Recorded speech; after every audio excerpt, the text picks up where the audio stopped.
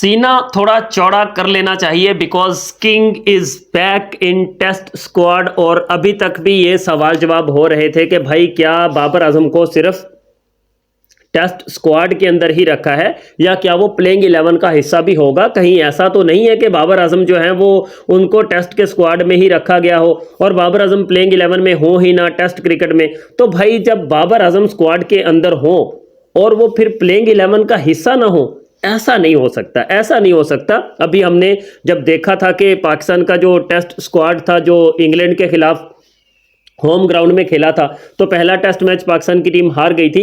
तो उसके बाद फिर बाबर आजम स्क्वाड में भी नहीं रहे थे। अगर वो टीम के अंदर नहीं थे तो फिर वो स्क्वाड में भी नहीं थे। तो ऐसा नहीं हो सकता कि बाबर आजम स्क्वाड के अंदर हो और टीम में शामिल ना हो, तो ऐसा मुमकिन नहीं है। तो पाकिस्तान की क्रिकेट टीम ने साउथ अफ्रीका के खिलाफ होने वाले पहले टेस्ट मैच के लिए जो स्क्वाड है उसकी अनाउंसमेंट कर दी है और उस अनाउंसमेंट के अंदर जनाब बाबर आजम भी शामिल हैं पाकिस्तान की प्लेइंग 11 में। मजीद हम डिटेल के साथ बात करते हैं। अगर आप लोग पहली बार मेरे चैनल पर विजिट करके आए हैं तो आपसे रिक्वेस्ट है कि भाई वीडियो को लाइक और चैनल को सब्सक्राइब आप लोग लाजमी से कर दीजिए। और पाकिस्तान की जो प्लेइंग 11 अनाउंस कर दी गई है वो भी आप स्क्रीन पर मुलाहिजा कर सकते हैं कि शान मसूद जो कैप्टन है और उसके बाद साइम अयूब हैं, बाबर आजम हैं, कामरान गुलाम हैं, मोहम्मद रिजवान विकेट कीपर हैं, सऊद शकील हैं जो कि वाइस कैप्टन है, उसके बाद सलमान अली आगा, फिर आमिर जमाल, नसीम शाह, खुरम शहजाद और मोहम्मद अब्बास। ये है पाकिस्तान की प्लेइंग 11। और मुझे बड़ी खुशी हो रही है एक चीज़ की कि पाकिस्तान की प्लेइंग 11 से अब्दुल्ला शफीक को ड्रॉप कर दिया। भाई शुक्रिया शुक्रिया, thank you thank you thank you भाई। अब्दुल्ला शफीक को ड्रॉप कर दिया, ये आपकी बड़ी मेहरबानी है क्योंकि वो बंदा एक ऐसा बंदा है कि जिसको मुझे समझ नहीं आ रही थी कि किस लिए उसको टीम के अंदर लटका लटका लटका कर रखा हुआ था। और साउथ अफ्रीकन पिचेस में यहां पर तो भाई 3 इनिंग्स में 3 डक्स। भाई साहब शुक्र है, शुक्र उस बंदे से जान छूटी, उसको ड्रॉप कर दिया।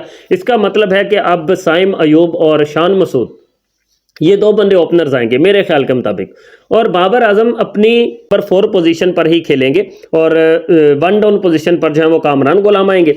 और फिर उसके बाद जो है रिजवान, सऊद शकील, सलमान अली आगा और इस तरह से है। अब शाहीन अफरीदी इसलिए नहीं है कि उन्होंने खुद कहा था पीसीबी को, उन्होंने उन्होंने जो है वो स्टेटमेंट दिया, उसमें उन्होंने कहा कि मैंने खुद जो है वो रेस्ट मांगा है क्योंकि मैं चैंपियंस ट्रॉफी के लिए पाकिस्तान में अवेलेबल होना चाहता हूं, तो इसलिए मैं खुद जो है ना सिर्फ यहां से रेस्ट कर रहा हूं बल्कि मैं तो पीसीबी से ये कहूंगा कि मुझे वेस्ट इंडीज के खिलाफ जो टेस्ट सीरीज है उसमें भी रेस्ट दे दिया जाए, ये शाहीन अफरीदी ने कहा है। और साउथ अफ्रीका ने भी अपनी प्लेइंग 11 की अनाउंसमेंट जो है वो कर दी है। तो उनकी प्लेइंग 11 के अंदर एडन मार्करम है, टोनी डिजोजी हैं, फिर रेयान रिकल्टन है, ट्रिस्टन स्टब्स हैं, टेम्बा बावुमा उनके कैप्टन हैं, और उसके बाद डेविड बडिंगम है और काइल वरैन है।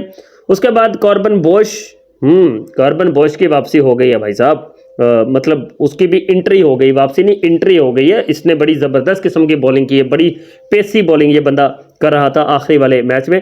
मार्को जेंसन, कागिस रबाडा और डैन पीटरसन, इसका मतलब है कि इन्होंने भी अच्छी प्लेइंग 11 जो है वो पाकिस्तान के अगेंस्ट जो है वो बना ली है, साउथ अफ्रीका ने भी। लेकिन हमारी नज़रें सिर्फ और सिर्फ बाबर आजम पर रहेंगी पूरी की पूरी सीरीज़ में। हम तो बाबर आजम को ही देखेंगे और इंशाल्लाह उस अल्लाह की ज़ात पर पूरा भरोसा है कि बाबर आजम हमें मायूस नहीं करेंगे। बाबर आजम इंशाल्लाह बहुत ही अच्छी कारकर्दगी दिखाएंगे और बाबर आजम से हमें यही तवक्को है कि Babar will perform very well इंशाल्लाह।